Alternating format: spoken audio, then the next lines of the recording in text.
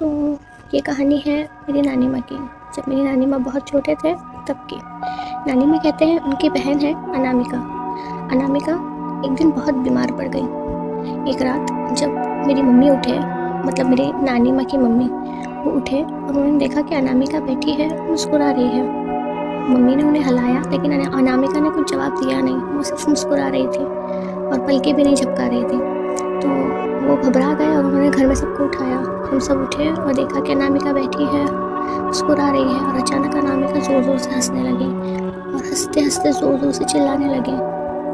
सबने उसे पकड़ा और पकड़ के उसे होश में लाने की कोशिश की, लेकिन अनामिका अचानक से बेहोश हो गई। सब बहुत घबरा गए घर में। दूसरे दिन बाबा को बुला के लाए कि पता नहीं क्या हुआ है इसे।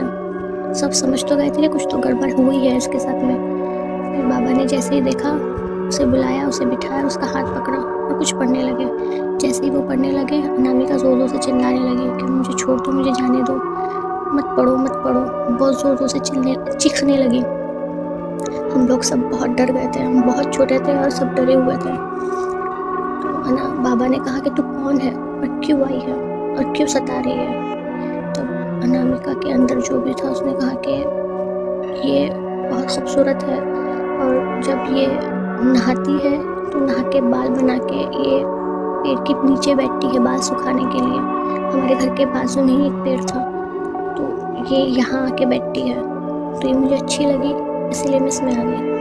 हम ये सब सुन के बहुत डर गए। हमें यकीन ही नहीं हो रहा था कि ऐसा भी हो सकता था, ऐसा भी होता है।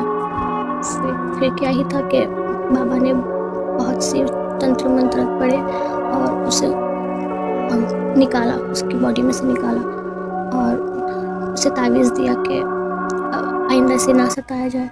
उसके बाद से तो हम लोगों ने फिर वो घर ही छोड़ दिया। हम बहुत दूर जाके बस गए। ये कहानी थी मेरी नानी माँ की। तो आपको क्या लगता है गाइस, आपने कभी ऐसा कुछ सुना है या आपने ऐसा कुछ कभी देखा है? कमेंट में ज़रूर बताना।